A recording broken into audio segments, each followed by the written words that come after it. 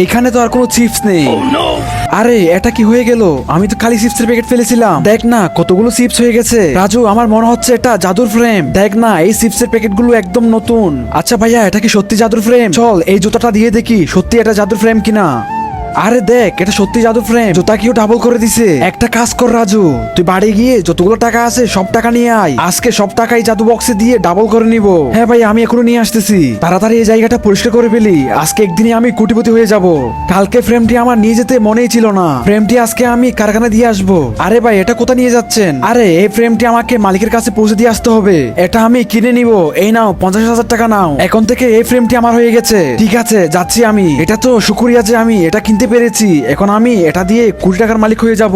50,000 টাকা গিয়েছে তো কি হয়েছে? ভাইয়া আমি বাড়ি থেকে 10 লাখ টাকা নিয়ে এসেছি। আর আগে তুমি যদি শয়তানকে ঘৃণা করো আর তোমার মাকে মন থেকে ভালোবেসে থাকো তাহলে ভিডিওটিকে একটি লাইক করে চ্যানেলটিকে সাবস্ক্রাইব করে দাও। আমিও দেখি তুমি তোমার মাকে কতটুকু ভালোবাসো। এখন দেখ রাজু এই 10 লাখ টাকাকে কিভাবে 1 কোটি টাকা করি আমি। এই জাদুর ফ্রেম এই 10 লাখ টাকাকে 10 কোটি টাকা করে দে। আরে আমাদের সব টাকা কই গেল? রাজু আমরা তো বরবাদ হয়ে গেছি।